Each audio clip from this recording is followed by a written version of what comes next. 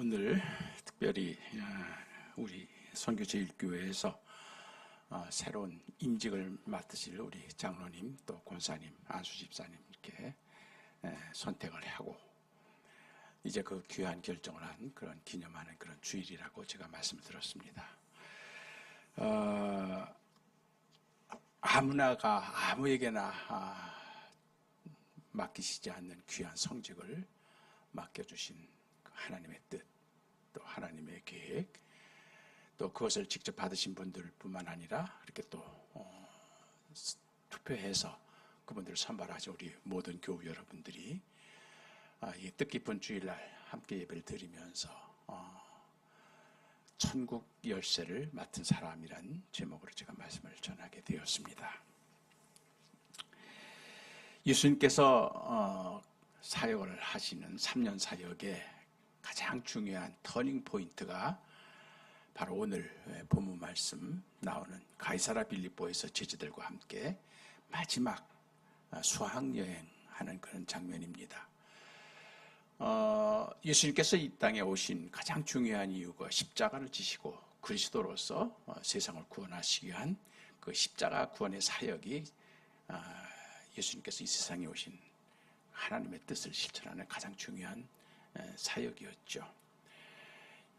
그런데 그 십자가 사역을 3년 동안 제자들과 다니면서 한 번도 입에 담지 않으셨습니다. 갈릴리에서 첫 번째 제자들을 부르실 때부터 이제 3년 동안을 그들과 함께 동거동락 하시면서도 한 번도 십자가에 대한 그런 말씀을 하신 적이 없으셨습니다. 그런데 비로소 그 십자가 사역, 가장 중요한 그 십자가 사역에 대해서 말씀하시게 된 계기가 바로 오늘 본문 말씀에서 베드로가 너희는 나를 누구라고 하느냐 하는 그런 예수님의 질문에 많은 제자들이 처음에는 세례요한이 살아났다고 하기도 하고 또 예레미야나 엘리야가 다시 왔다고도 하기도 하고 또 예전에 있었던 그런 하나님이 보내신 선지자 중에 한 사람 같기도 하다 하는 그런 얘기들을 많이 합니다. 그러나 예수님께서 다른 사람이 하는 얘기 말고 너희는 나를 누구라고 하느냐? 너희는 나를 누구라고 하느냐? 우리가 신앙생활 하다 보면은 이 두 단계로 나눠집니다. 첫 단계가 사람들이 예수님을 뭐라고 하는가? 사람들이 하나님을 뭐라고 하든가, 사람들이 성령님을 어떻게 설명하든가, 이제 그런 얘기를 많이 듣습니다. 저도 처음 신앙생활을 시작하고 처음 목회 시작할 때 주로 그런 설교를 많이 했어요. 내가 선배 목사님으로부터 받은, 내가 내 부모님으로부터 들은, 그리고 어떤 책에서 읽은, 여기저기서 들은 그걸 가지고 하나님은 어떠신 분이다, 예수님은 어떤 분이다, 성령님은 어떤 분이다, 이렇게 이해를 하면서 신앙생활을 시작을 했습니다. 그러나 어느 한 결정적인 순간에 주님은 우리에게 너는 나를 누구라고 하느냐? 누구의 목사님이 하는 것 말고, 누구의 장로님이 하는 것 말고 너는 나를 누구라고 하느냐? 이게 바로 직접 체험이죠. 그래, 간접 체험으로 예수님을 알다가 직접 체험을, 직접이 뭐겠습니까? 그것은 바로 영적인 사건입니다. 과거의 책을 통해서, 누구 설교를 통해서, 유튜브를 통해서, 방송을 통해서 이렇게 들었던 그런 간접 체험 말고 직접 하나님의 음성을 듣고 직접 예수님을 만나고 직접 성령을 체험하면서 깨달은 우리 주님, 바로 그 순간이 온다는 거죠. 베드로가 바로 그 대답을 한 겁니다. 그래서 예수님도 그건 네가 육으로 안 것이 아니라, 들어서 안 거 아니다, 들은 풍어리로 안 게 아니다, 이 사람 저 사람들이 하는 얘기로 안 게 아니라 내 안에 계신 아버지께서 너로 깨닫게 하신 것이다. 그 영적이라는 겁니다. 예수님을 육적으로 알다 이제 영적으로 알게 된다는 이야기죠. 바로 그 사건입니다. 그렇게 해서 베드로도 사실 자기 입에서 나온 말이지만 그 말의 뜻이 뭔지를 모르고 그냥 막 툭하고 뱉었던 겁니다. 왜냐하면 그 베드로가 육으로 자기 머리로 생각해내서 던진 답이 아니거든요. 내 안에 계신 주의 성령께서 나로 그런 답을 하도록 만드신 겁니다. 나중에 베드로가 이제 성령 받으면서 그걸 이제 깨닫게 됩니다. 먼저 그렇게 고백을 하게 하신 거예요.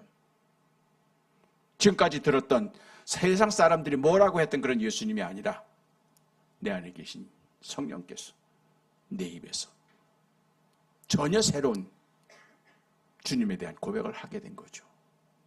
주님은 그리스도이십니다. 메시아입니다. 지금까지 세상 사람들이 그렇게 고백한 사람은 없습니다. 그러나 나는 주님이 하나님이 보내신 살아계신 아들이시며 하나님이 우리에게 보내주시겠다고 약속했던 메시아 곧 그리스도이신 것을 내가 압니다. 이 대답이 툭 하고 나온 거예요. 우리가 신앙생활을 하다 처음에는 육적으로 시작을 합니다.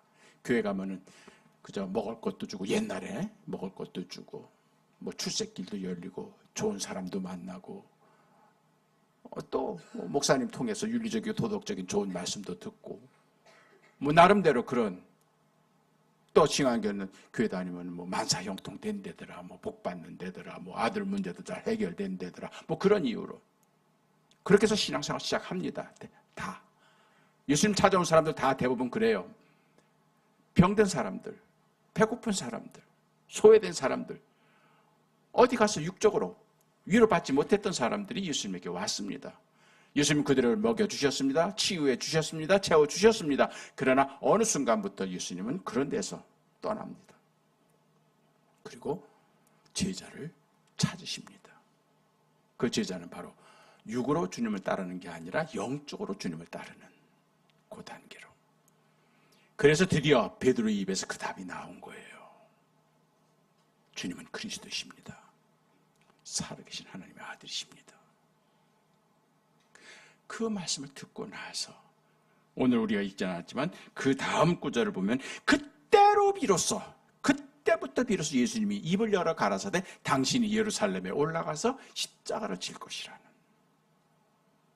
고난받고 죽임을 당하고 사흘 만에 부활할 것이라고 하는, 3년 동안 한 번도 하시지 않은 그 비밀을 처음으로 제자들에게 입을 열어 밝히셨습니다. 이제 내가 십자가를 향하여 가리라. 이제 내가 고난받아 죽으리라. 왜 그러셨을까요? 십자가의 이 비밀은 아무에게나 주는 말씀이 아니기 때문입니다. 영적으로 주님을 따르려고 하는 제자들에게만 주님께서 들려주시는 십자가의 은총의 비밀이라는 얘기죠. 그때부터 예루살렘을 향하여 이제 때가 됐다. 그래서 성경에 보면은 당신의 때가 이른 줄 아시고 하는 그런 구절이 계속 나옵니다. 이때로부터. 그전까지는 그런 표현이 없었어요. 아직 내 때가 이르지 않았다. 아직 내 때가 이르지 않았다. 그러면서 계속해서 주님께서 그 때에 대해서 아직 내 때가 아니다 했는데, 베드로의 입에서 그 고백이 나오면서부터 비로소 이제 때가 되었다. 그 때가 바로 예루살렘에서 십자가를 지실, 하나님께서 그를 보내주실 그런 목적을 이루실 그런 때가 되었다. 서둘러서 예루살렘으로 올라가십니다. 그 때문에 시기적으로 보면은 3년 공생의 활동 가운데 끝부분에 해당되는 내용이지만, 가이사랴 빌립보에서 이 제자들의 고백은 어떻게 보면 예수님 중요한 사역의 가운데 정점을 찍는 겁니다. 그렇게 해서 그 이전에는 당신이 그리스도이신 것을 제자들에게 깨우쳐 주시는 사역이라면, 그 이후의 사역은 그리스도로서 십자가를 지시는 사역을 보여주셨던 겁니다. 그러면서 이제 그 정점에서, 클라이맥스에서 예수님께서 제자들에게 가이사랴 빌립보에서 그 고백을 들으시고, 그리고부터 이 십자가 비밀에 대해서 말씀을 해 주시는 거죠. 그러면서 비로소 그 고백을 한 베드로에게 내 이후에 내 교회를 세우리라, 그렇게 말씀하십니다. 처음으로 그런 말씀을 하셨어요. 그러면서 두 번째로 내가 너에게 천국 열쇠를 주겠노라. 그러니까 제자들은 그 말씀이 무슨 뜻인지를 몰랐어요. 사실 오순절에서 성령 받기 전까지는 예수님께서 이 하신 말씀이 애매모호합니다. 무슨 뜻인지를 몰랐어요. 그런데 성령을 받으면서 그 말씀이 베드로 위에, 소위 반석 위에 내 교회를 세우리라는 그 말씀과 천국 열쇠를 너에게 맡기겠다고 하는 그 말씀의 뜻을 이제 성령을 받으면서 비로소 깨닫게 된 것이죠. 그래서 여기에 교회의 3대 요소가 나오게 되는 겁니다. 첫째는 신앙 고백입니다. 주님은 그리스도이십니다. 살으신 하나님의 아들이십니다. 교회는 고백 공동체입니다. 여기는 경제 때문에 모인 모임도 아니요, 윤리나 도덕으로 모인 모임도 아닙니다. 교회는 주님을 나의 구주로 고백하는 신앙 공동체인 것입니다. 그것만이 우리의 유일한 공동 분모입니다. 직업도 다릅니다. 사는 곳도 다릅니다. 취향도 다릅니다. 배경도 다릅니다. 모든 것이 다르지만 우리 선교 제일교회 모든 성도들 하나로 묶는 것은 주님은 나의 그리스도이십니다. 그 고백에서 우리는 하나가 되는 겁니다. 여기서 중요한 것은 그리스도가 아니라 주입니다. 그 주를, 그리스도를 나의 주로, 나의 주인으로 모시겠다고 하는 고백인 겁니다. 주는, 지금까지 주인은 물질이 주인이었습니다. 출세가 목적이었습니다. 돈 많이 버는 것이 내 생의 목표였습니다. 높은 자리에 올라가는 것이 내 삶의 목적이었습니다. 보다 넓은 집, 보다 편안한 생활, 보다 유족한 환경, 그것이 나의 삶의 목표였지만 지금부터는 주님이 나의 목표입니다. 예수님이 나의 목표입니다. 그것만이 내 삶의 목적입니다. 이거 바로 주라는 단어 속에 포함되어 있는 겁니다. 그분을 주님으로 표현하면 나는 자연스럽게 종이 되는 것입니다. 종이 되는 것입니다. 종은 주인이 시키는 대로 할 뿐입니다. 이유가 없습니다. 주인이 시켰기 때문에 하는 겁니다. 직장에서도 우리가 상사의 지시에 따르는 이유는 거기서 월급이 나오기 때문에, 그 사람이 직장 내에서는 내 보스이기 때문에, 소위 말하는 주인이기 때문에 따를 수밖에 없는 것이죠. 그러나 교회에서, 신앙생활에서 우리 주인은 주님이십니다. 예수님만이 나의 주님이십니다. 그렇기 때문에 주는 이 단어가 중요한 것입니다. 이제는 당신이 시키는 대로, 주님의 말씀대로, 주님이 뜻하는 대로 살겠습니다. 고백인 것이죠. 두 번째 요소는 반석입니다. 흔들리지 말아라는 얘기입니다. 흔들리지 말아라는 얘기입니다. 이 교회 지었을 때 예상하기는 여기도 밑에 반석이었을 것 같아요. 산자락이라. 그렇기 때문에 산자락, 그 바위 위에 세워진 집은 흔들리지 않죠. 팔레스타인 사막 지역입니다. 그렇기 때문에 모래, 그렇기 때문에 와디라 해가지고 비가 많이 오면 강이지만 비가 없으면 그냥 모래 사막입니다. 그렇기 때문에 털을 깊이 파가지고 반석 위에 주저돌 놓지 않으면 모래에 휩쓸려 쓰러질 수밖에 없습니다. 그렇기 때문에 반석 위에 집을 짓는 것이 그래서 중요한 것이죠. 흔들리지 않기 때문에. 베드로에게 그걸 요청하신 겁니다. 그래서 이름을 바꿔준 겁니다. 요나의 애들 시몬이 원래 본명이었습니다. 그 본명을 베드로 반석으로 바꿔준 겁니다. 흔들리지 말아라. 유혹당하지 말아라. 너의 이 고백이 변하지 말아라. 믿음은 갖는 것도 힘들지만 지키는 건 더 힘듭니다. 끝까지 성도의 자리를 지키는 것이 더 어렵습니다. 오늘 임직을 받으신 분들은, 특히 장로라고 하는 칭호가 프레스비튜리온이라는 말에서 나온 건데, 이걸 영어로 프리스바이털이라고 영어합니다. 엘더라고 말하는 사람들이 얘기했는데, 엘더를 말하는 그냥 나이 많다는 사람이고, 교회에서 말하는 장로는 프리스바이털입니다. 프레스바이터리언, 프레스비토리언 말인데 프레스는 앞, 비토리언 앉아있는 사람, 앞자리에 있는 사람을 장로라고 얘기해요. 왜 그랬을까요? 종교개혁 시대, 특히 이제 장로교회가, 칼빈주의 장로교회가 이 장로제도를 굉장히 중요시했습니다. 그때는 종교전쟁이 뭐 100년 이상 되기 때문에 이 적들이 들려옵니다. 그렇다고 하면 바로 이 목사를 지키기 위하여 제일 앞자리에 장로들이 포진해 있었던 겁니다.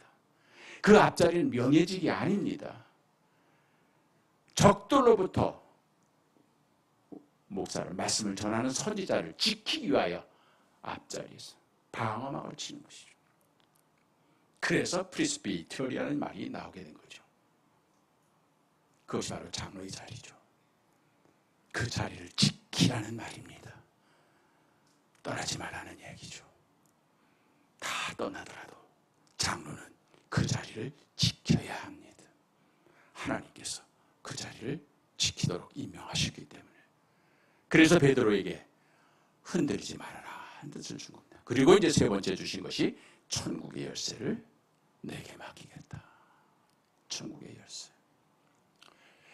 천국의 열쇠 그 뜻이 뭘까요? 아마 이 말씀을 예수님께서 하셨을 때 제자들은 그때는 아직 교회가 설립되기도 전입니다.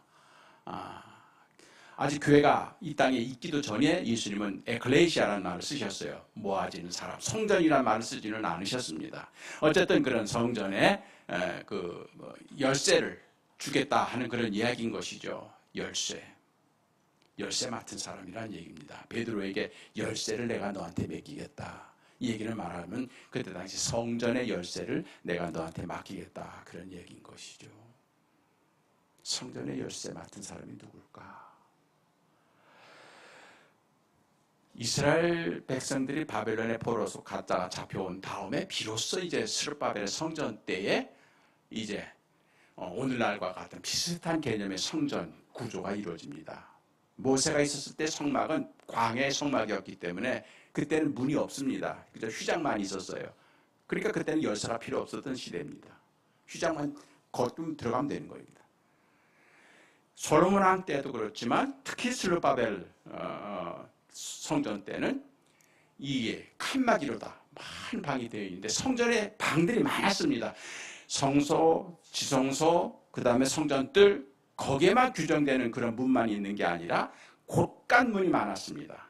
특히 이제 이 역대기 상 9절 이하를 보면은 이 성전의 문지기들이란 말이 많이 나옵니다. 성전 문지기. 성전 문지기. 특히 그래서 고핫 장성들 그리고 고라 후손들에게 레위 지파의 고라 후손들과 고핫 후손들에게 성전 문지기를 시켰다는 얘기입니다. 그러니까 성전에는 수없이 많은 문들이 있는데 이건 하나님께 바친 예물을 그 곳간에다 다 쟁여놓는 겁니다. 그래서 그런 모든 부하들 정성스럽게 하나님 전에 바친 이 헌물들을 그걸 곳간에 창고에 각 방에다가 넣고 그걸 관리하는 사람이 문지기입니다.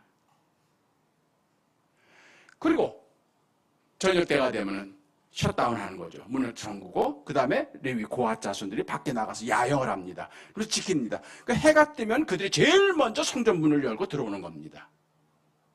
그게 바로 문지기들이 하는 역할입니다. 그렇기 때문에 성전 문지기들은 항상 열쇠를 가지고 다니는 거예요. 성전 출입문 그것만 하는 게 아니라 곳간문까지도 다 관리하는 이런 사람들입니다. 그렇기 때문에 아마 예수님께서 이 말씀을 내가 너에게 천국 열쇠를 주리라 하는 이 말씀을 들었을 때 그 주변에 있었던 제자들이나 그 주변에 있었던 이스라엘 사람들은 생각하기를 성전의 문지기들이 손에 달려있는 그 곳간 열쇠를 생각을 많이 했었을 겁니다. 성전 관리직이구나. 레위인들의 역할 굉장히 많습니다. 우선 제사를 지내는 제사장들도 레위인이고요. 그 다음에 제사 지내면 짐승을 또 잡아야 되잖아요. 그것도 하는 것도 또 떡을 구워야 되잖아요. 그것도 또 레위인들이에요. 그 일반인들 동원해서 할 수가 없습니다. 그렇기 때문에 요리사도 필요하고 짐승 잡는 도축업에도 필요하고 또 특별히 많이 필요한 것이 예배 성전에서 율법을 낭송하고 또 찬양을 불렀습니다. 그건 주로 이제 고라의 후손들한테 많이 합니다. 그래서 시편을 읽어보면 고라의 후손들이 지은 시편들이 굉장히 많습니다. 그런 것 중에 하나가 바로 이 문지기들, 곳간 문지기들이에요.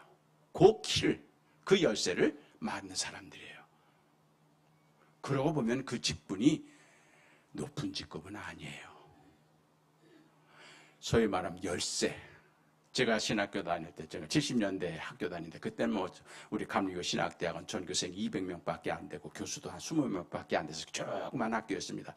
그때 우리 신학생들이 자주 부르는 제일 친했던 분이 열쇠 아저씨가 있었어요. 소위 말하는 수위죠 뭐. 그래서 그분은 교수들이나 학생들이 학교 오기 전에 새벽부터 나와서 교수실 문 열고, 교무실 문 열고, 교문 열고, 그리고 끝까지 제일 늦게 학생들이 이제 공부 끝나고 나가면은 또 각 방에 다니면서 다 점검하고, 그 다음에 또 문 잠그고. 그래서 그분은 늘 이 열쇠를 많이 가지고 다니는 분이에요. 그래서 그분을 열쇠 아저씨라고 많이 불렀는데, 우리 학생들이 굉장히 잘해주고 참 친절했던 분이 기억이 나요. 어떻게 보면 학교 직원 가운데 봉급은 제일 낮죠. 제일 허드렛 일을 하는 거니까. 청소도 하고, 학교 관리도 하고.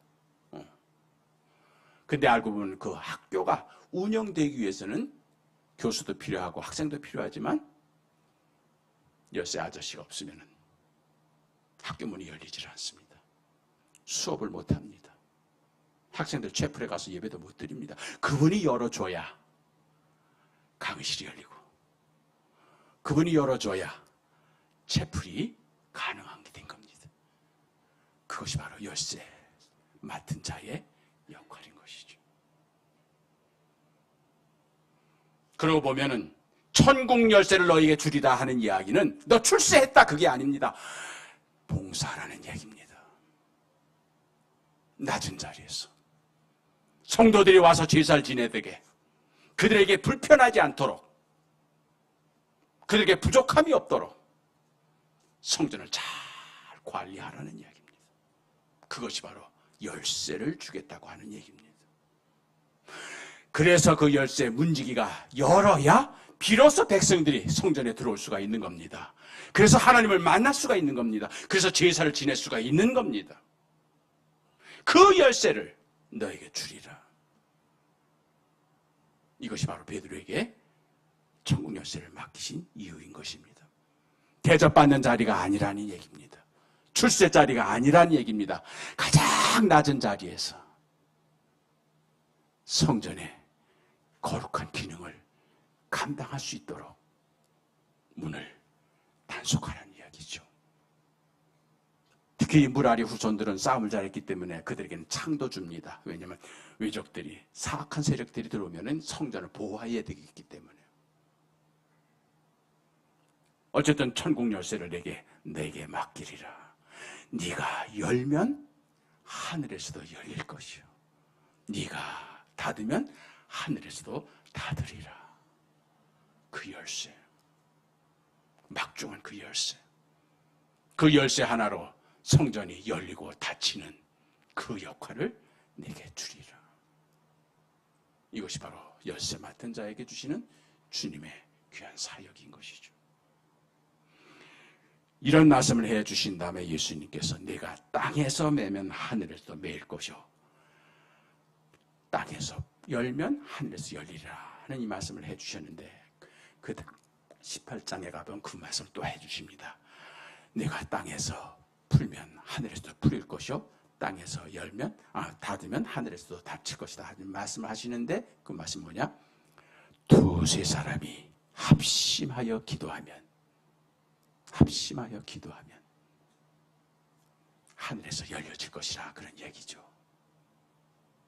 자, 천국 열쇠 비밀이 뭘까요? 열쇠는 닫고 여는 겁니다. 특히 닫힌 문을 여는데 열쇠는 꼭 필요합니다. 요즘은 뭐 거의 열쇠가 없는 것 같아요. 뭐 버튼으로 다 누르고 말이죠. 여러분 핸드폰도 락을 걸어놓았잖아요. 그래가지고 이래야 또 열리더라고. 그 아무한테나 안 가르쳐 주잖아요. 이게 아주 복잡하게. 검사는 뭐 그 패스워드가 20몇 개라 그래야 돼. 어쨌든 그거는 나만 아는 비밀번호예요. 그걸 우리에게 주시겠다는 얘기는 뭐냐? 열쇠 비밀번호를 내가 너에게만 주리라, 이 얘기예요. 하나님께서 천국의 열쇠 비밀을 우리에게 맡겨주신 천국 열쇠가 뭘까요?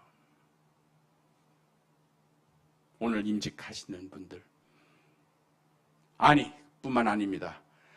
주를 그리스도로 고백하는 모든 사람들에게 주시는 천국 열쇠가 우리 영적 오른손에 하나씩 다 있습니다. 그게 뭘까요? 답답합니다. 깜깜합니다. 막막합니다. 다쳤습니다. 그럴 때마다 우리가 할 수 있는 것은 딱 하나입니다.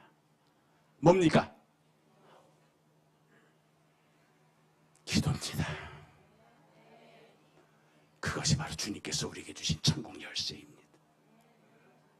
그래서 두세 사람이 합심하여 기도하면 열리신다는 얘기인 것입니다. 야곱이 아버지의 집을 떠나서 하란으로 정처 없는 여행을 합니다. 답답합니다. 깜깜합니다. 미래가 어떻게 전개될지 알 수가 없습니다. 불안합니다. 그렇게 해서 돌베개를 베고 눈물 흘리면서 잠자고 있던 그에게 하늘문이 열렸습니다. 그리고 사닥다리가 내려왔습니다. 땅과 하늘을 연결시켜주는 그 사닥다리로 천사들이 오르락 내리락 하면서 거기서 주님의 음성이 들렸습니다. 나는 너희 할아버지 아브라함의 하나님이다. 너희 아버지 이삭의 하나님이다. 내가 너를 지켜주리라. 내가 너와 함께하리라. 내가 어디를 가든지 내가 동행하리라. 그 하나님의 음성을 듣는 순간 불안이 사라졌습니다. 걱정이 없어졌습니다. 전능하신 하나님이 나와 함께 계시는데 내가 무엇을 두려워하랴. 그래서 그 이튿날 아침에 새벽에 그 베고 자던 돌을 기름을 붓고 제단을 쌓은 거죠. 어저께 밤에 두려움이 사라지고 새로운 거룩한 두려움이 내게 임하였으니 주님이 나와 함께 계심이라. 하란에서 20년 만사 형통됐습니다. 20년 끝나고 다시 고향으로 돌아오는데 불안합니다. 또 형 예서 때문에 400명 군사가 몽둥이 들고 내려온다는 소문을 들으니 너무 또 걱정이 되는 거예요. 20년 전에 자기 형 속여가지고 장자권 빼앗고 아버지 축복권 빼앗고 도망쳤던 자기, 아직도 형 에서의 분노, 화난 얼굴, 불안합니다. 그래서 애써 모았던 재물도 삼중방벽으로 해서 물질로 형 에서의 분노를 좀 풀어볼까. 그래도 불안합니다. 그 사랑하는 가족까지도 다 앞서서 강 건너 보냈습니다. 마지막에 저만 살겠다고.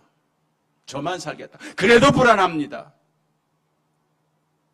그때 하나님께서 씨름꾼으로 변장하고 그를 만나 주신 겁니다.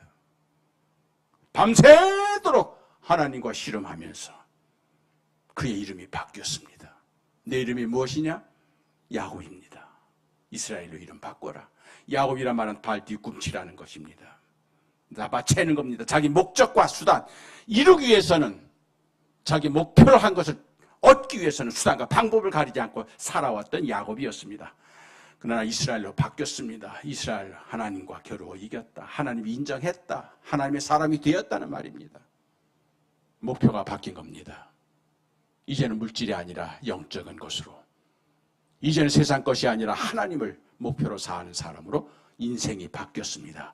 그랬더니 그 불안이 사라집니다. 그 공포가 사라집니다.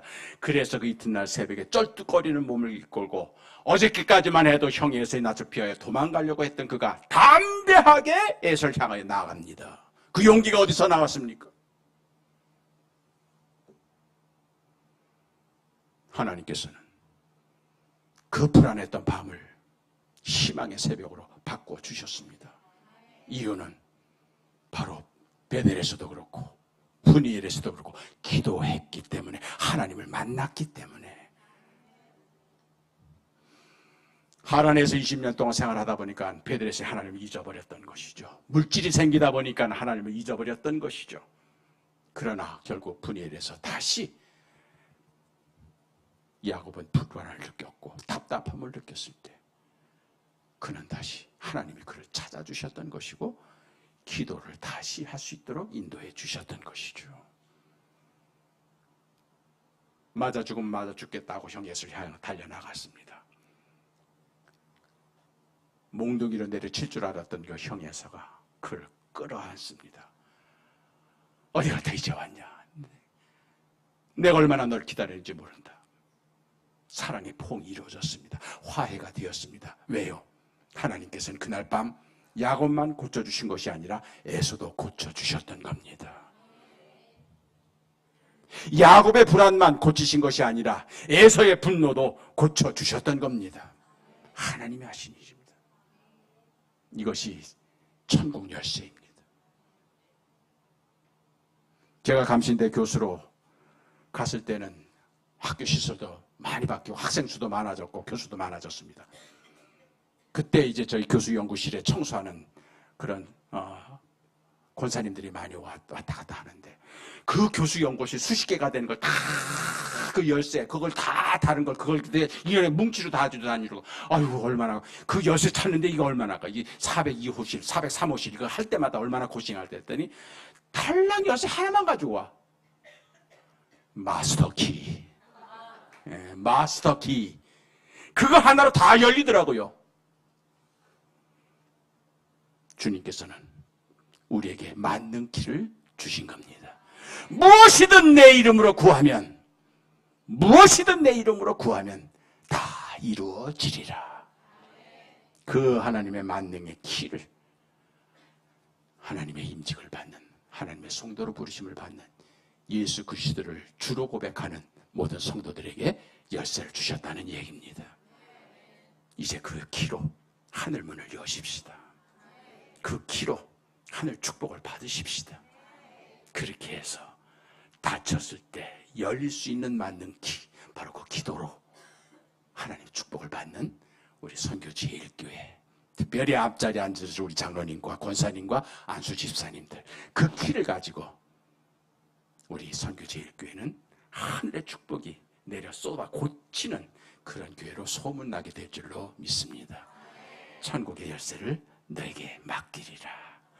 기도할 수 있는 그 맞는 길을 받으신 여러분을 하나님께서 여러분의 기도를 기다리시는 줄 믿습니다.